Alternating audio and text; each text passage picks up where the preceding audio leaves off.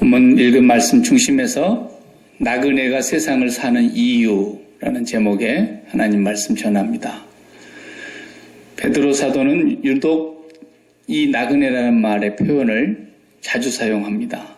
짧은 5장의 내용의 가운데서도 여러 번 반복해서 나그네, 외국인, 거류민 이런 표현을 쓰고 있어요. 이 세상에서는 그렇다는 거예요. 이 세상에서는. 성도의 정체가 뭐냐?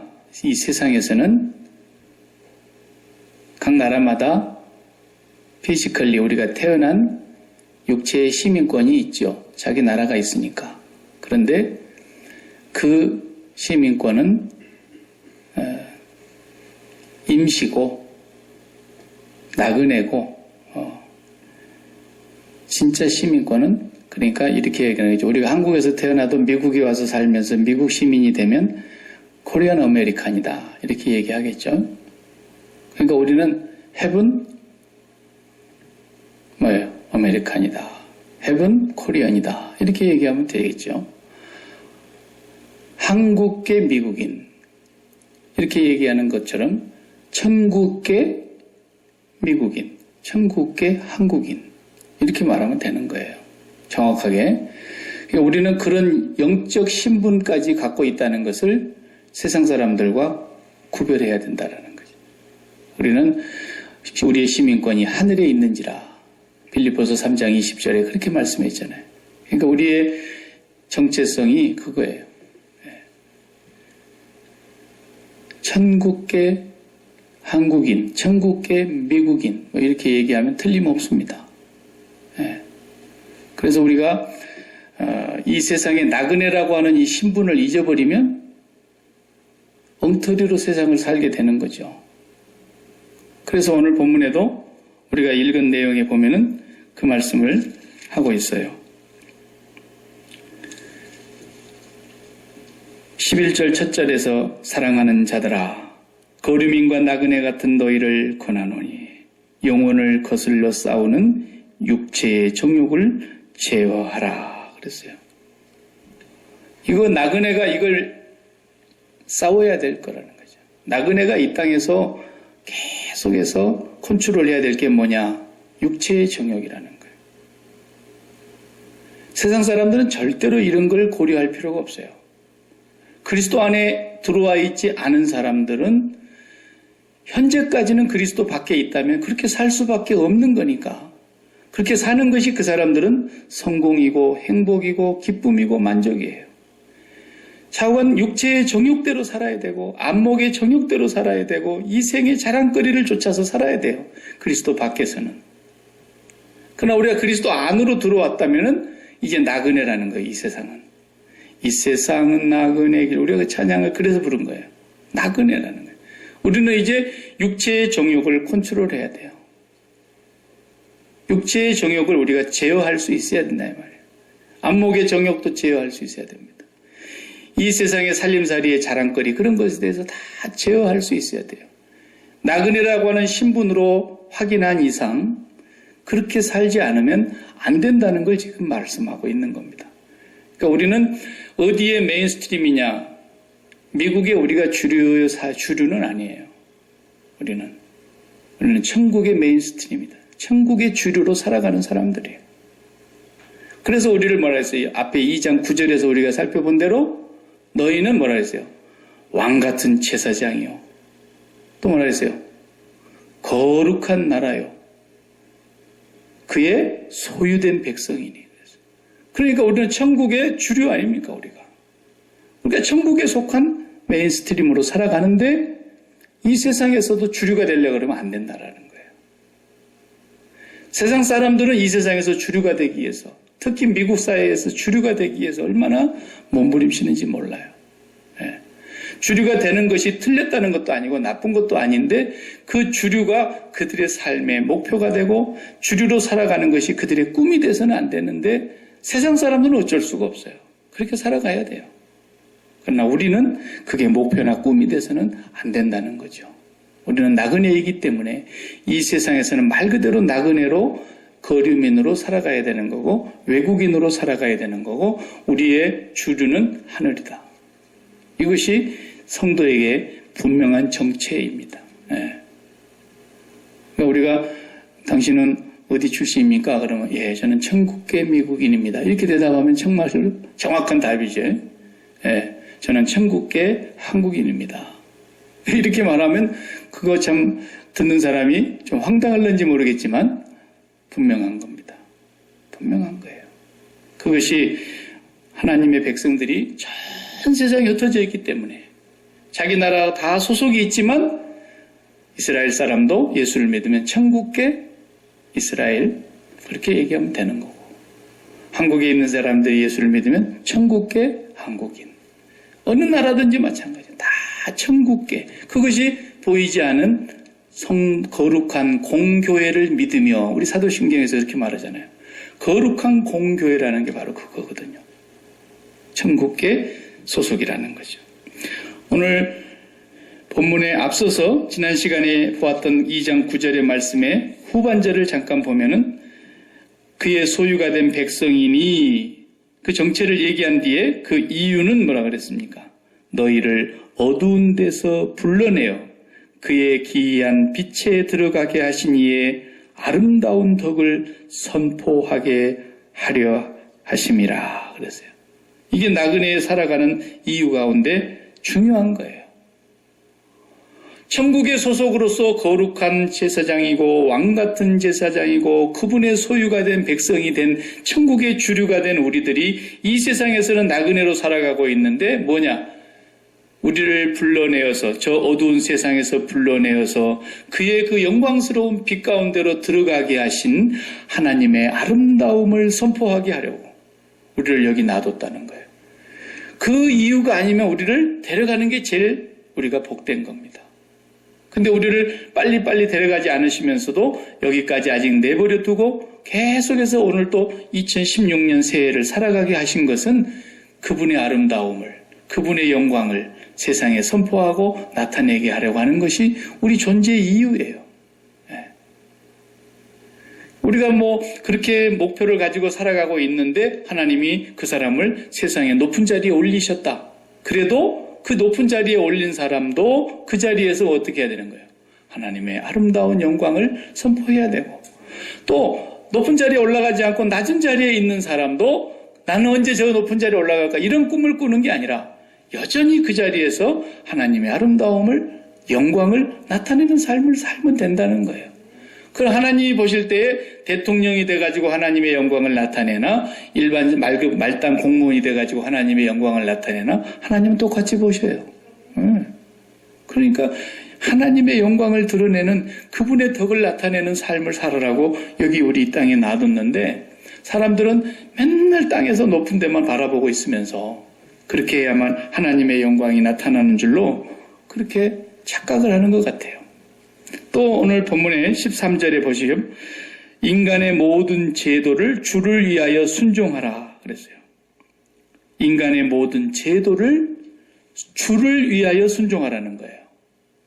우리가 나라마다 제도가 있잖아요. 법이 있잖아요. 근데 그 법이 순종을 해야 되는데 혹은 위에 있는 왕이나 혹은 그가 악행하는 자를 징벌하고 선행하는 자를 포상하기 위하여 보낸 총독에게 하라 그랬어요. 이 편지를 쓸 때가요. 대개 학자들이 추정하기는 베드로전서가 쓰여진 때가 AD 64년경이라 그러거든요. 그 AD 64년경은 로마의 지배를 받고 있었을 당시인데 로마 시대의 그 황제가 누구였냐면 그 미치광이 네로였어요. 네로.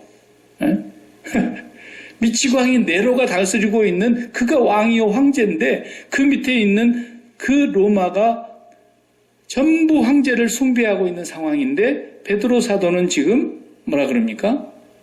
그 시대에 그 성도들에게 편지를 쓰면서 야, 황제에게 순종해야 된다. 그리고 황제가 다 다스리지 못하니까 각각에게 총독들을 보내지 않냐? 빌라도 총독을 보내고 누구를 보내는데 그 총독들에게도 주를 위하여 순종해야 된다. 이렇게 말씀을 하는 거예요. 우리가 볼 때 좀 황당하죠? 네. 요즘 이런 얘기하면은 기독교 타도해야 된다 그럴 거예요. 근데 사실이에요. 그 다음 말씀 읽어보세요. 왜 그랬어요?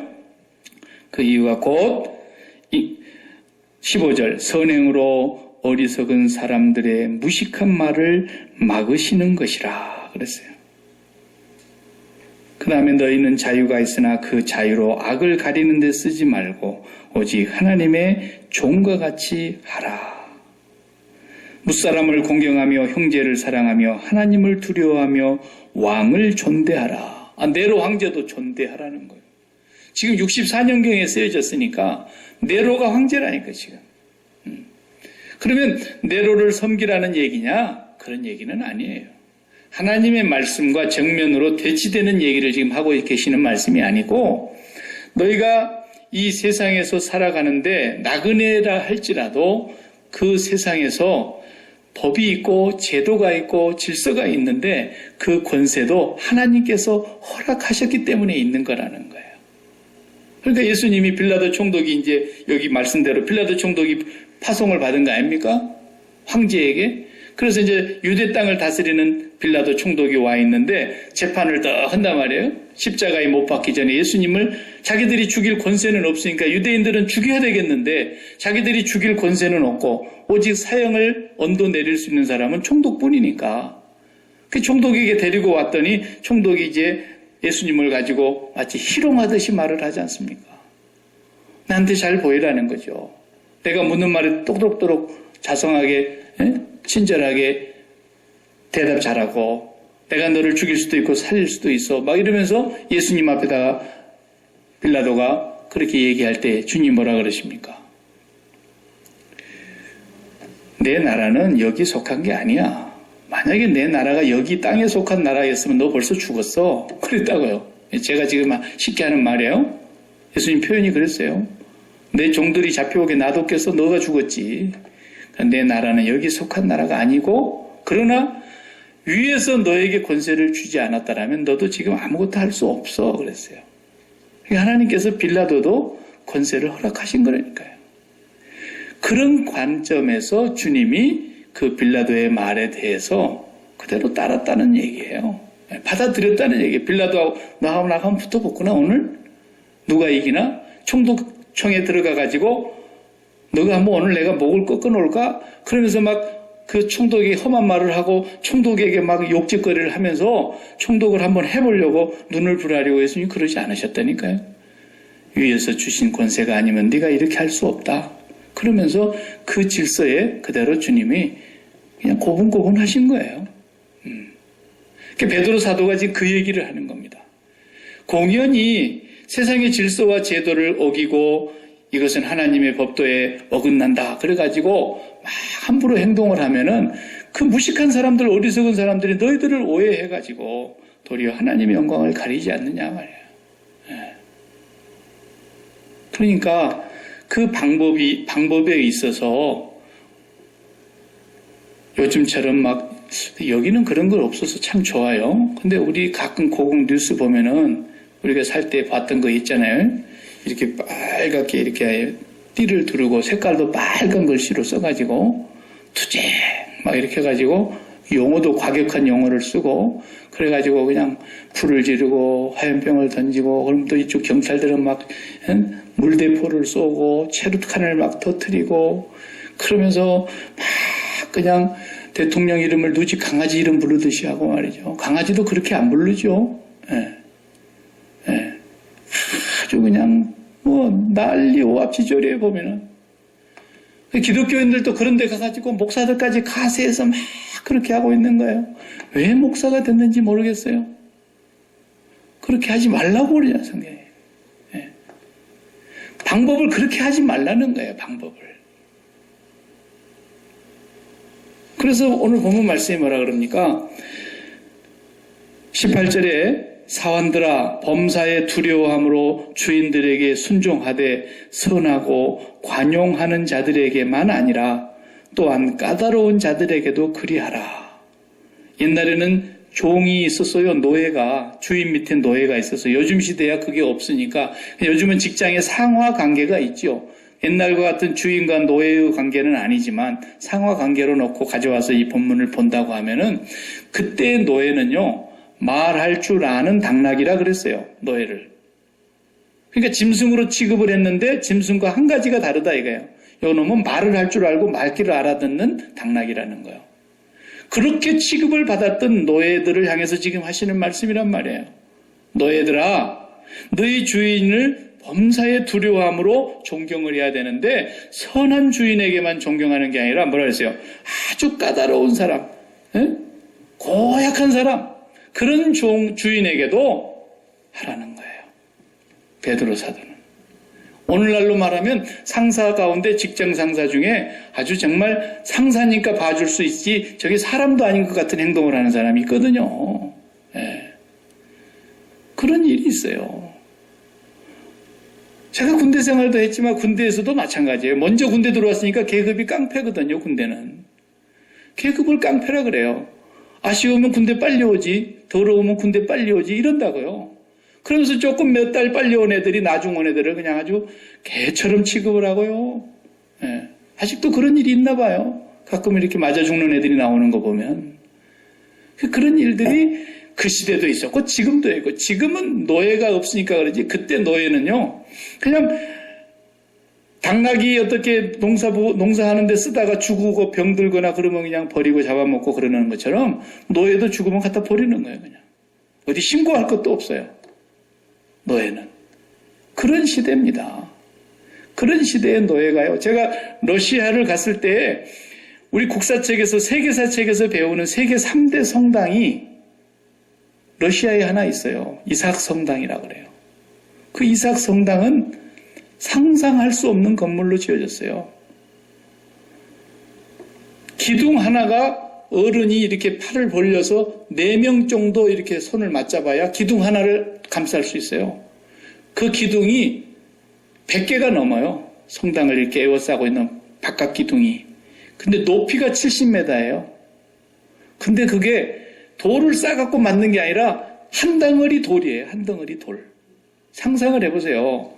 어른 4명이 감쌀 만큼 둥그렇게 큰 돌이 70m의 길이인데 이것을 수십 킬로 밖에서 노예들이 이렇게 그때같이 요즘같이 무슨 무기가 기계가 좋았겠습니까?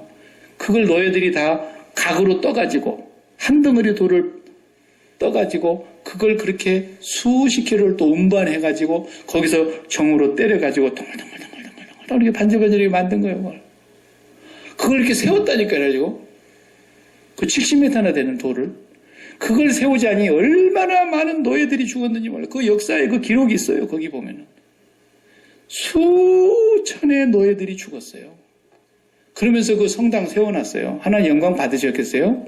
저는 그거 보면서 이야 하나님이 정말 하나님이 우르셨겠어. 이 성전 이거 짓지 말라고. 그래서 그걸 지어놨어. 그리고 그 마지막 꼭대기에 돔이 얼마나 넓고 둥그러운지요. 이 돔과 돔 거리가 너무 넓은데 거기다가 성령이 임하는 상징의 비둘기가 날개를 펴고 이렇게 내려오는 걸 달았는데 이쪽 끝들에서 이쪽 끝들까지 날개를 펴서 달았어요. 이렇게 건축물로. 그 높은 데다가 그걸 달다가 떨어져 죽은 사람이 얼마나 많은지 몰라요. 가서 보니까 이 성당 예배 드립니까? 예배 안 되는데. 뭐 때문에 여기 놔뒀대요? 그랬더니 사진 찍고 관광객들 왔다 가면 돈 버니까. 그게 무슨 하나님에게 영광이 되겠어요. 노예가 그렇게 살았다니까요. 중세시대까지만 해도. 이런 노예들에게 지금 하시는 말씀이라는 걸 우리가 알아야 돼요. 네 주인이 고약한 주인이 있지. 말도 안 되는 그런 일을 시키는 주인이 있지. 그런 주인도 어떻게 하라는 거예요? 두려워함으로 존경하라는 거예요. 이야, 요즘 같으면 이거 기독교 없애야 된다 그럴 거예요. 그래 나온 얘기가 칼 막스가 한 얘기가 그거 아닙니까? 만국의 노동자들이여 대동단결하라. 저 부자들의 저 배불리 먹은 기름진 음식은 바로 너희들의 피땀과 같은 것이니까. 너희들이 수고했는데 너희들은 조금만 주고 다 가져가지 않느냐? 그러니 저 부르주아 계급을 너희들이 다 죽여야 된다. 만국의 프롤레타리아 노동자 계급이 다 뭉쳐서 저 부르주아 계급을 타도하고 모두가 다 우리 수고한 것을 골고루 누리는 나라를 만듭시다. 이게 마르크스의 이론입니다. 그래서 공산당이 생겨서 그 러시아의 귀족들이 그렇게 호화호식하면서 거기에 편승한 수많은 러시아 정교의 신부들이 다 그곳에서 기름지게 살다가 결국은 러시아의 저 밑에 계급들, 하부 구조의 계급들이 망국의 노동자여 단결하라 하는 그 말에 힘을 얻고 러시아의 공산당의 혁명이 일어난 거 아닙니까? 1917년에 와서. 그래서 러시아의 모든 교회를 다 없애버리고 공산당이 소비에트 사회주의 연방공화국이 그래서 탄생한 겁니다. 네, 보십시오. 그러니까 너희들이 말로 다 할 수 없을 만큼 처참한 삶을 살았던 그 시대에다가 지금 우리가 와서 비교해보면요. 성질 좀 까다로운 직장 상사? 그건 아무것도 아니에요.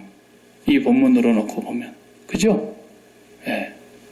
그렇기 때문에 오늘 본문에서 우리에게 말씀하시는 게 뭐예요? 부당하게 고난을 받아도 하나님을 생각함으로 슬픔을 참으면 이는 아름다우니라. 왜 이렇게 오늘 시대에 도저히 용납할 수도 없고 요즘 젊은이들, 피가 끓는 젊은이들 그냥 데모에 앞장서는 이런 사람들 보면 이런 본문을 보면은 막 피를 토하도록 분노할 거라고요. 당연히 못 깨닫죠. 그네들은. 당연히 못 깨닫죠. 우리는 왜 이 말씀을 사도 베드로께서 주셨겠어요? 우리는 알아라는 거예요. 우리의 정체는 나그네이기 때문이라는 거예요. 나그네. 다시 말하면 이 세상에 마음을 주지 않는 나그네라는 거예요. 박목을 시인이 쓴 나그네라는 그 시에 구름에 달 가듯이라는 말이 있잖아요. 그 시기에 구름에 달 가듯이. 그냥 우리는 지나가는 나그네예요. 그래서 이 세상에 손해볼 것이 하나 없는 사람들이세요. 뭐 이렇게 빼앗길 것이 있는 사람들이 하나도 없는 거예요. 베드로 사도는 지금 그 길을 바라다보고 있는 거예요. 성령으로. 나그네가 이 세상에 정부치고 있는 것이 하나도 없는데 구름에 달 가듯이 가는 사람인데 이 세상에 마음 붙이고 이 세상에 보물을 두고 이 세상에다가 정을 주고 살아가고 그런 사람이 아닌데 사도 바울의 표현을 하자면 자기는 나그네인데 세상은 배설물밖에 없다는 거예요. 사도 바울이 성령으로 세상을 볼 때에는 이 세상은 배설물이야. 하나님의 나라의 주류에 속한 사람의 눈으로 보니까 세상은 배설물이더라는 거예요. 그러니까 뭐 빼앗길 것도 없고 잃어버릴 것이 하나도 없는 거예요. 어차피 세상에 대해서 죽어버린 사람이니까. 이게 나그네라는 거예요. 아침에 일어났더니 집 앞에 놔뒀던 쓰레기통에 쓰레기를 싹 치워갔어요. 어느 인간이 우리 집 앞에 쓰레기 가져간 거야. 그러면서 화내고 다니는 사람 봤어요? 한 명도 없죠. 사도 바울이 그렇게 살았다는 거예요. 자기의 삶에 하나님께서 천국에 주신 그 영원한 기업은 땅의 것에 비할 바가 없는 영광스러운 것이라서 세상 것은 다 배설물로 여겼다 그랬잖아요. 자기도 그런 세상 영광을 가져봤던 사람이에요.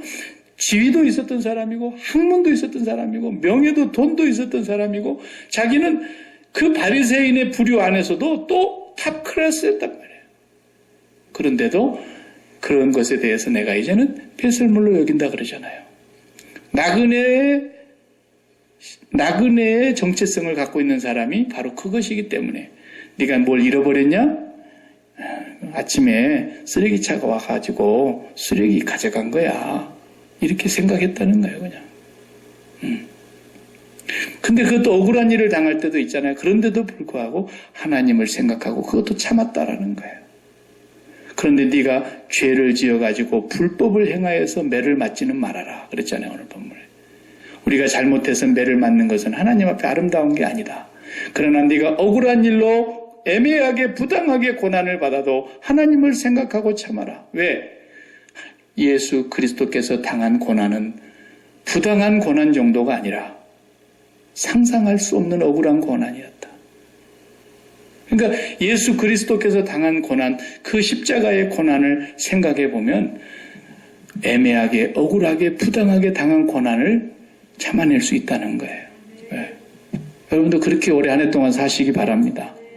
진짜 패 죽이고 싶고 때려 죽이고 싶고 그냥 내가 그냥 총 없지만 총으로 그냥 쏴버리고 싶은 그런 마음에 분노가 치솟을 수밖에 없는 그런 사람이 있을지라도 여러분이 잘못해서 그런 것이 아니면 애매하고 부당한 고난을 당하는 줄 아시고 그런 사람에게도 하나님을 생각하고 참으시고 독생자께서 십자가에서 고난을 당하시면서 그렇게 욕을 먹으셨는데도 대신 욕하지 않으셨고 그렇게 고통을 주시는데도 위협하지 않으셨고 오직 심판하시는 공의로 심판하신 이에게 다 맡기신 것처럼 너희들도 그렇게 하라는 거예요.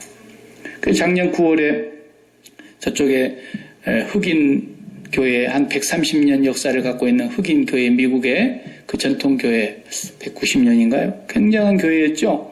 거기에 바이블 스터디 하고 있는데 백인 우월주의자 20살짜리 청년이 총을 들고 들어가서 성경 공부를 하는 그 사람들에게 흑인들에게 난사를 해서 9명이 현장에서 죽고 많은 부상을 당한 그 사건을 우리가 기억하지 않습니까? 그 사람이 이제 그 판사 앞에 섰어요. 제가 그 장면을 가만히 봤어요. 영상으로.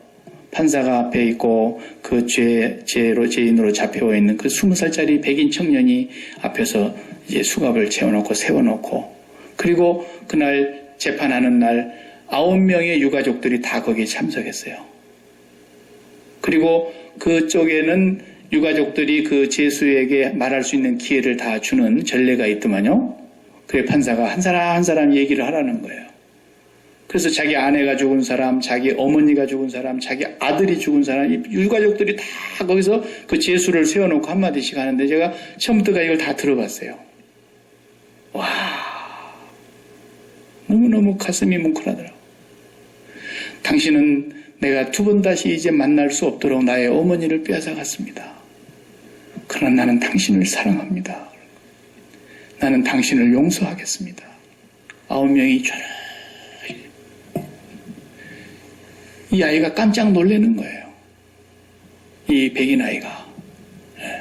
거기서가 증오하고 욕을 하고 저주를 해도 시원찮을 판인데 그 사람들이 다 그 얘기를 하고 하더라고요. 정말 진정한 그리스도인들을 본 것 같았어요. 오바마 대통령도 그 장면을 보고 트위터에다가 자기 감동을 글을 남겼어요. 이 사람들이 진정한 크리스찬 아니냐라는 거죠. 그 슬픔은 말로 할 수가 없지만 그 죄수를 놓고 다 용서하겠다 그러더라고요. 내가 당신을 용서합니다. 하나님의 사랑으로 용서합니다. 전부 그래요. 저도 목사를 하면서 당하지 못할 것 같은 일들을 당해본 경험이 있습니다. 여러분도 여러분 살아오면서 얼마나 험한 일 많이 당해봤겠습니까? 근데 정말 억울한 일을 당해본 적도 저는 있습니다. 저도 하나님 앞에서 죄인이요. 여러분들이 저를 바라다 볼 때 박 목사도 죄인이야 라는 죄인 정도가 아니라 저는 하나님 앞에서 셀 수 없는 죄인인 건 분명합니다. 여러분이 저를 아무리 죄인이라 해도 제가 하나님 앞에 깨닫는 죄됨은 제가 더 깨닫고 있습니다. 말로 할 수 없는 죄인이요. 너무너무 흉악한 더러운 죄인입니다. 그러나 내가 그 어떤 A라고 하는 사건에 대해서는 죄가 없습니다. 그럴 수 있지 않습니까, 사람이? 그럼에도 불구하고 그것을 너무너무 억울하게 말하고 너무너무 거짓으로 말하고 뒤집어서 말하고 막 그럴 때요. 정말 감당하기 힘듭니다. 그때에도 주님을 생각하면 참을 수가 있습니다. 참 놀랐습니다. 이게. 주님을 생각하면 참을 수가 있어요. 왜냐하면 주님은 죄가 없으신데 뺨을 맞으셨습니다. 주님은 죄가 없었는데 침뱉음을 당했습니다. 주님은 죄가 없는데 머리를 주먹으로 쳤습니다. 눈을 가려놓고 희롱했습니다. 갖가지 조롱을 다 합니다. 누가 때리는지 네가 선지자니까 알아맞혀보라 그러면서. 그리고 온몸이 닭 가른 자라 농부가 쟁기로 밭을 갈아 고랑을 갈아놓은 것처럼 그 몸뚱아리를 갈기갈기 찢어놓았는데도 주님은 저들의 죄를 저들에게 돌리지 말아달라고 기도했습니다. 그 주님을 생각하고 있노라면 내가 듣는 누명과 억울한 소리와 욕과 비방과 조롱은 나는 죄인이기 때문에 비록 그것이 거짓말로 조롱하는 것일지라도 나는 죄인으로서 들어야 된다는 것입니다. 죄 없으신 예수 그리스도께서 당하신 고난을 생각해 보면은 고난을 감당하지 않을 수 없다라는 거예요. 사도 바울은 나그네이기 때문에 그렇게 해야 된다는 것을 지금 얘기하고 있는 겁니다. 그리고 공의로 심판하시는 자에게 다 넘기라는 것입니다. 그분은 반드시 조금도 어김없는, 부족함 없는 공의의 심판을 하시는 날이 있을 거라는 겁니다. 우리는 그 하나님을 믿기 때문에 그 하나님께서 말씀하시기를 원수가 줄이거든 먹을 것을 주고 마실 것을 달라 그러면 마실 것도 줘라. 그러나 그 숯불을 그 머리 위에 쌓는 것이 되리라. 그렇잖아요. 그러니까 오늘 본문의 말씀을 보면은 나그네는 세상에서 잃어버릴 것이 하나도 없다는 것을 생각하기 때문에 누가 나 것을 뭐 뺏어갔다고 해서 그 뺏어간 것 때문에 그냥 난리치고 그러지 말라는 거예요. 방법을 하나님의 아름다운 덕을 선전하는 방법으로 하라는 거예요. 그냥 가만히 있으란 얘기가 아니고 투쟁 그러면서 막 목사들도 앞에서 막 뛰뛰고 나가서 그래. 다 진짜 요 방송 누가 목사 중에 한 사람이라도 듣는가 모르겠는데 미친 사람들입니다. 목사 아니에요. 그 사람들이 그렇게 성경에서 이렇게 기록되어 있는 말씀은 다 빼고 싶은 거야. 그 사람들은. 요거 주석책을 읽어봐요. 이거 해석을 못해요. 주석가들도. 얼마나 이게 어렵겠어요. 이거 요즘 같은 세상에 이걸 주석을 하려고 그러니까. 근데 간단한 거예요. 주석이 복잡한 게 아니고 성령으로 말미암아 당연히 그렇게 하라는 거예요. 그래서 베드로 사도가 베드로뿐만 아니라 12제자가 한 사람도 예수님 스승 닮아서 한 사람도 로마에 항거한 사람이 없어요. 예수님의 제자들 가운데 자기 동족을 위해서 로마에 항거하다가 죽은 사람이 한 명도 없다니까요. 다 로마에 죽었죠. 다 로마에 의해서 죽임을 당했죠. 스승부터서. 베드로도 그냥 잡아갔어요. 헤롯이. 야고보를 먼저 칼로 목을 뱄습니다. 그러려면 우리 기독교인들이 다 같이 어둠 같으면 막 띠를 띠고 나가서 데모를 해야 되지 않겠습니까? 그런데 야고보가 죽고 나니까 막 유대인들이 신바람 나는 걸 보고서는 헤롯이 베드로도 잡아들여라 그러고 베드로도 잡아갔습니다. 내일 아침에 이제 이거 죽이려고 목을 딸라 그러는데 그날 밤에 베드로가 얼마나 마음이 편했으면 잠이 왔겠어요. 천사가 내려와서 옆구리를 쳐갖고 깨웠다 그랬으니까. 아, 이제 주님이 나를 부르시는구나. 내가 이 나그네 생을 마치는구나.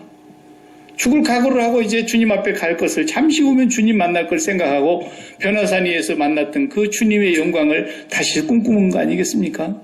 근데 주님이 안 죽이시는 거예요. 그날은 또 감옥문을 열어가지고 그냥 다 간수들 눈을 가려놓고 데리고 나가셔버리네. 베드로는 그날 참 절통한 날입니다. 예, 오히려. 그렇게 베드로를 하나님이 죽으려고 각오하고 그냥 편안히 누워있는 베드로를 살리시기도 하시고. 그러니까 우리는 이 땅에서 잃을 것이 없는 사람입니다. 목숨을 누가 빼앗습니다. 그래도 잃을 것이 없는 사람입니다. 그래서 몸을 죽여도 영혼을 죽이지 못하는 자는 두려워하지 말라 그랬던 겁니다. 나그네는 아무것도 잃어버릴 것이 없는 자입니다. 나그네는 절대로 세상에 마음을 주는 자가 아닙니다. 나그네는 이 세상에 애틋한 마음이 없습니다. 그러니까 세상에 대하여 죽었고 세상도 나에 대하여 그러하니 잃어버릴 것이 없는 사람이 됐습니다. 그러므로 오늘 이 말씀이 가능한 것이죠. 이 말씀이 가능한 것입니다. 우리는 오직 살아가는 이유가 뭡니까? 하나님이 어떤 분인가를 사람들에게 나타내 주는 것입니다. 그러니까 우리 집 앞에 누가 쓰레기통 하나 치워줬으면 그냥 고맙습니다. 그러는데 쓰레기통이 아니라 우리 집 앞에 놔둔 뭘 귀한 걸 가져가 버렸다. 방 안에까지 들어와서 그냥 가져가 버렸다. 그래도 우리가 꼭 기억할 것은 내 마음속에 너무너무 귀중한 것이었는데 하나님께서 오늘 나도 못 보고 경찰도 못 보고 이웃도 못 보게 가져가게 하셨구나. 내 마음을 빼앗는 것을 다 청소하라고 그러신 줄 알고 그냥 그렇게 하라는 거예요. 그리고 하나님을 생각하고 참으라는 거예요. 이게 바보 같은 사람이고 이게 어리석은 사람 같고 이게 정말 말도 안 되는 얘기 같은데 바로 예수 믿는 사람이 이렇게 나그네라고 하는 걸 잊지 말라는 거예요. 이렇게 나그네라는 것을. 오늘 하루도 여러분 좀 어리숙하게 사십시다. 그냥 내 몫이 아니 저쪽은 7개 갔는데 왜 나 6개야. 막 정말 예수 믿는 사람 정말 그러지 말자고요. 어떻게 해서든지 우리의 삶 속에서 그래 이제 야키마 소망교회 교인들을 보면은 내가 예수를 비록 안 믿지만은 그래도 예수 믿는 사람이 낫긴 낫다. 한마디라도 그런 소리가 들려야지 내가 교회 안 나가기를 정말 잘했지. 에? 저런 인간들이나 교회를 빨리 나가서 새 사람 돼야지. 나는 교회 안 나가도 저 사람들보다는 내가 낫지 않냐. 이런 소리 들으면 정말 우리가 안 되는 거 아닙니까? 예. 우리는 나그네입니다. 올 한 해 동안에 여러분들이 이 세상에 마음 주지 마시고 뭘 좀 잃어버렸어도 하나님을 먼저 생각하시고 뭐가 좀 부족해도 하나님을 먼저 생각하시고 이 한 해 동안에 하나님의 아름다움만 나타내는 그런 사람이 되시면 우리 하나님이 바보 하나님이 아니시고 우리 하나님이 죽은 하나님이 아니실진데 우리의 삶을 낱낱이 보고 계시고 우리의 모든 행동 하나 일거수일투족을 낱낱이 살피시는 하나님께서 그를 합당히 여기시고 기뻐하시고 필요한 은혜로 채우실 줄 믿습니다.